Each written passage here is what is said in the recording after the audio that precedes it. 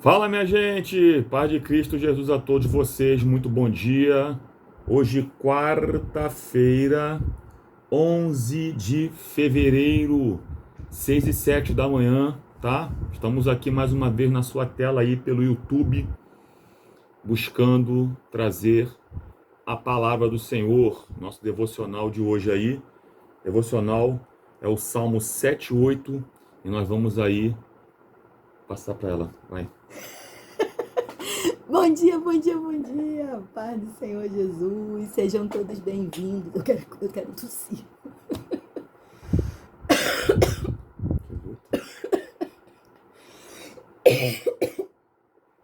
Ao vivo tem disso. Perdão, gente. Sejam todos bem-vindos a mais um devocional, Karine e Fábio. Essa parte aí pode até viralizar, gente. Meu Deus do céu.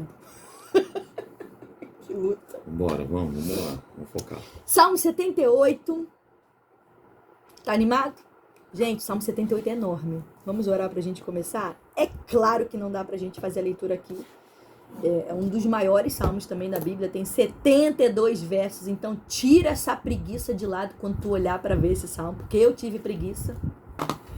Eu falei, Jesus, que salmo grande. Mas tira essa preguiça e faz igual a mim, ó. Eu fiz até desenhozinho na Bíblia, ó. É deserto, tá falando sobre deserto.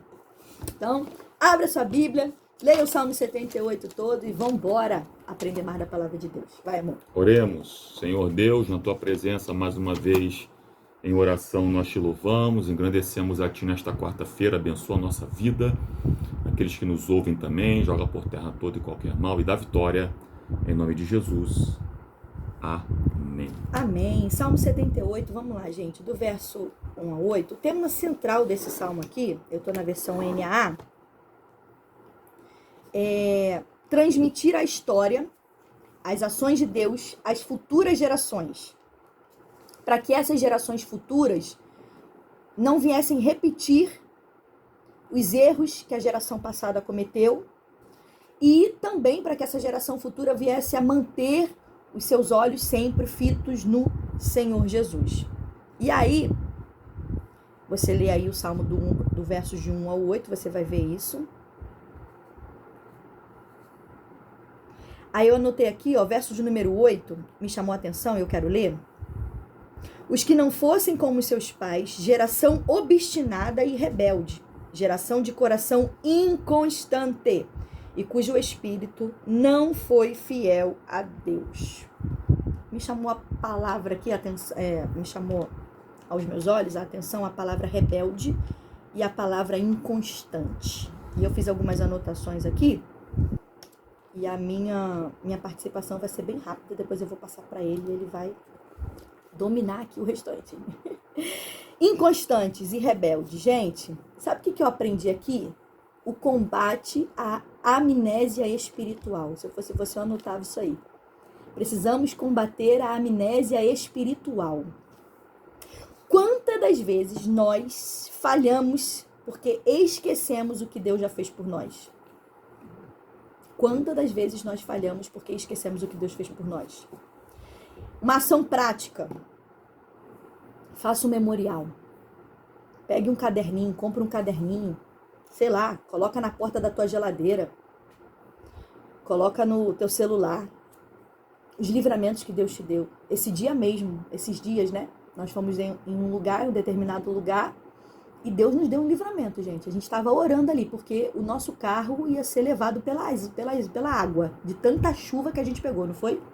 A gente viu ali o livramento da mão do Senhor. Gente, era muita água, muita água. Então a gente precisa lembrar que Deus, Ele nos livra a todo momento. E quantas das vezes a gente passa por uma situação e das vezes a gente não agradece pelo livramento. Respostas de orações.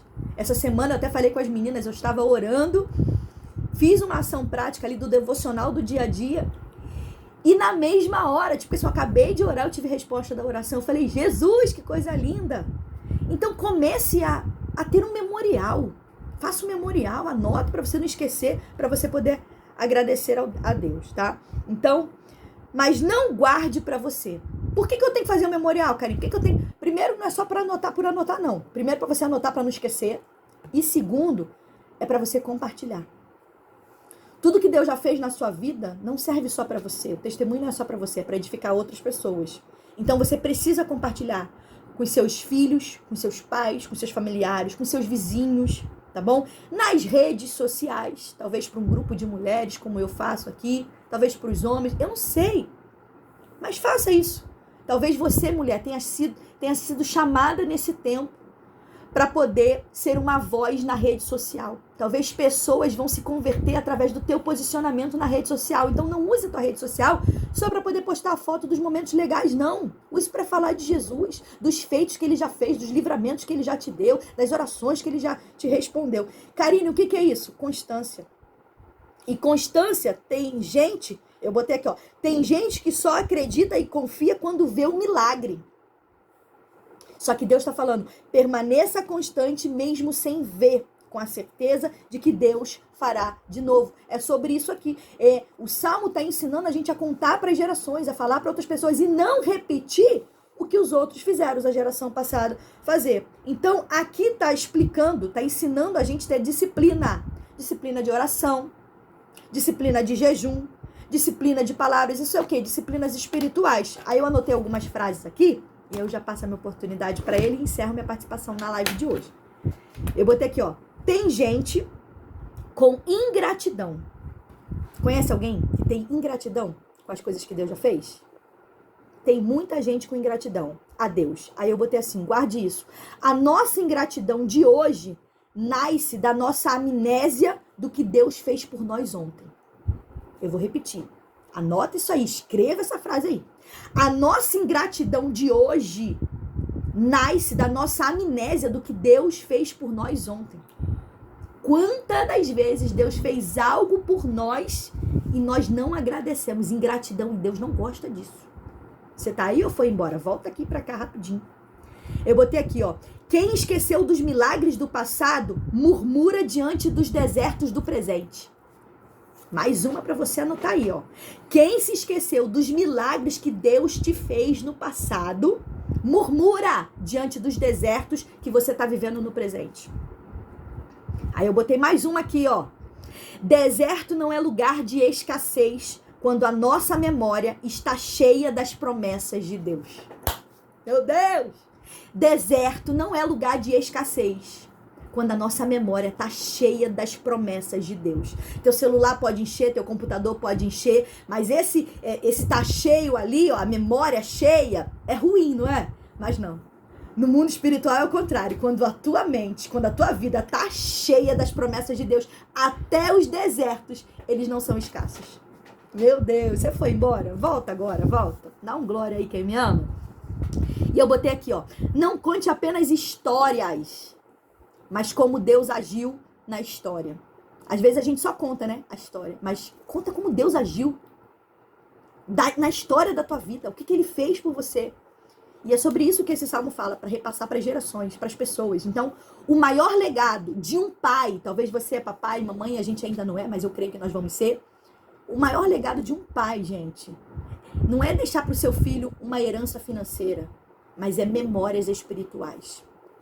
Mas é memórias espirituais, é isso que você pode deixar. Esse é o maior legado que você pode deixar no seu filho. E por último, e agora eu passo de vez para ele, se não ensinarmos os nossos filhos a lembrarem do que Deus fez por nós, se você não compartilhar aquilo que Deus fez, se eles não tiverem, se eles não verem isso, se eles não ouvirem isso, se eles não tiverem a mente cheia dessas memórias do que Deus fez, sabe quem vai fazer isso? O mundo. Só que o mundo vai enviar um monte de mensagens, um monte de coisa para fazer eles se esquecerem.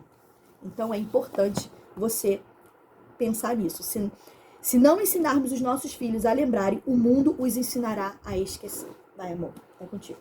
Os versos 3 até o verso 8, do verso 3 ao verso 8, fala da importância de passar o ensino às gerações, né? Ele fala, por exemplo, no verso 3, o que ouvimos e aprendemos, o que os pais nos contaram. Não o ocultaremos aos filhos, transmitiremos à geração vindoura as gloriosas realizações do Senhor, seu poder e as maravilhas dos seus feitos. Ele estabeleceu uma lei em Jacó, determinou um código de conduta em Israel, ordenou a nossos pais que o ministrassem a nossos filhos, para que a geração seguinte o aprendesse, e os filhos que haviam de nascer, quando maduros, os transmitissem igualmente a seus filhos. para que depositassem em Deus sua confiança e não se esquecessem dos feitos de Deus, mas guardassem seus mandamentos, verso 8, e a fim de não se tornarem como seus pais, geração indócil e rebelde, geração de coração inconstante do espírito infiel a Deus. Gente, repito, ele está falando aqui da importância de passar o ensino às gerações. Agora o verso 6 me chamou a atenção, tá? O verso 6 falou o seguinte, ó, para que a geração seguinte o aprendesse, e os filhos que haviam de nascer quando maduros, o transmitissem igualmente a seus filhos. Gente, é importante ressaltar que para passar alguma coisa de pai para filho, é necessário ter uma experiência e passar a maturidade. Ele está ressaltando aqui, ó, quando maduros, ou seja, quando chegarem a um certo estágio de vida, não vou dizer que é a idade, né? Tem gente que tem uma idade avançada, mas não tem maturidade. Estou dizendo acerca de um estágio de vida, tá? Isso aqui eu falo de forma muito respeitosa.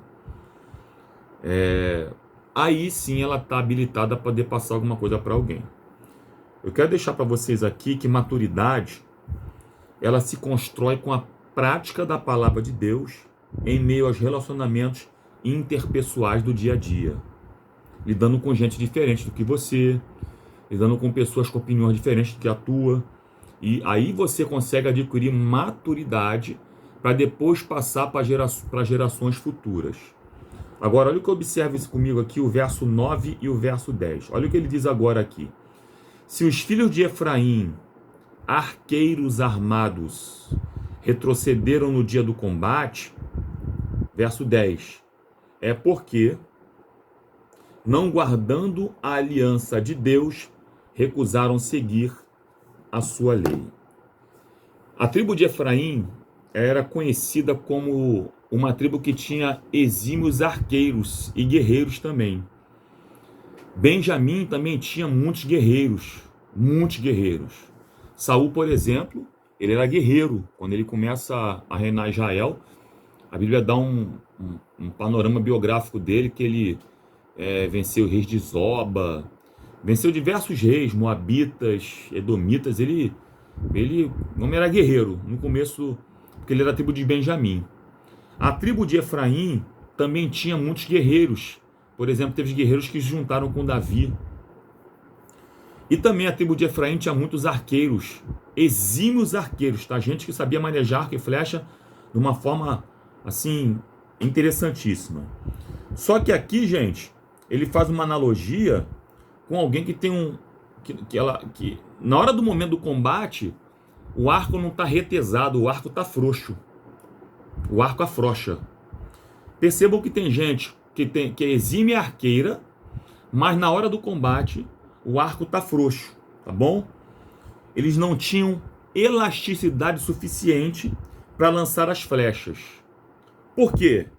Porque o verso 10 demonstra o que aconteceu com eles. Não guardando a aliança de Deus, recusaram seguir a sua lei, tá bom? Então, o verso 10 demonstra que não havia compromisso com a aliança divina, recusando-se a guardar a lei do Senhor. Percebam que no verso 9, eles são peritos, armados, filhos de Efraim, mas retrocedem no dia do combate. Por quê? Porque ter algo em mãos, mas sem Deus, não tem eficácia. Meu Deus. Ter habilidade que você tem, mas sem Deus, não adianta absolutamente nada.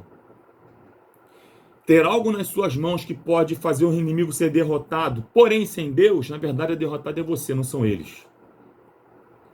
Eu quero deixar a palavra para o teu coração muito clara, muito séria, que vai doer na gente. Aqui eu encerro minha participação. Quem abre mão da aliança com Deus é presa fácil para qualquer inimigo, independentemente da aliança e da habilidade que você tem. Vou repetir que eu errei aqui na frase, a gente vai construir o pensamento de novo. Quem abre mão da aliança com Deus é presa fácil para qualquer inimigo, independentemente da habilidade que você possui. Não adianta você ter habilidade sem Deus. Não adianta você ter sabedoria sem Deus. Oh, Jesus. Não adianta você ter um bom manejo das coisas, porém sem Deus. Fica aqui a dica para hoje, nesse momento. Você pode até ser o cara, mas se você não tiver Deus, a tendência é você ser derrotado. Você tá aí ou foi embora? Dá um glória. Volta pra cá. É isso, gente. Assim a gente finaliza o nosso devocional. Você quer falar mais alguma coisa? Não é procurar um verso aqui, mas tudo bem, pode continuar e encerrar. Não, pode Eu já continuar e parei. encerrar. Vamos encerrar. Então, ora então, filho. Vamos orar então, para a gente poder encerrar. Senhor Deus, na tua presença, nós entramos aqui nesse momento de oração mais uma vez, exaltando o teu nome, glorificando o teu nome nesse momento nosso devocional. Nos ajuda, meu Pai, a sermos dependentes do Senhor, independentemente da nossa habilidade manual, de manejo, não importa. O que importa é o Senhor fazendo coisas grandes e grandes obras. Nos ajuda, derrota os nossos adversários por nós, porque Tu és Deus que ainda faz. E arranca de nós a soberba de acharmos que podemos fazer coisas sozinhos, sem o Senhor nesse momento. Em nome de Jesus, amém. E graças ao bom Deus. Amém, glória a Deus. Isso aí, gente. Falar do livrinho? Não, hoje tem dica literária hoje. Peraí. Dica literária de hoje é Escatologia módulo 1º, tá? Foi um dos meus livretos que eu lancei. Eu falo aqui sobre Aqui, ó. Apocalipse, correntes escatológicas, sinais da vinda de Cristo, princípio de dores, tribunal de Cristo e galardões, boda do Cordeiro. Livretinho fininho, você consegue entender e compreender de forma muito clara. Arrebatamento da igreja. Vamos lá, gente. Deus abençoe a todos vocês, viu? Gente, beijo. Deus abençoe e até amanhã. Tchau, assim gente. o Senhor permitindo. Vai permitir, estaremos aqui.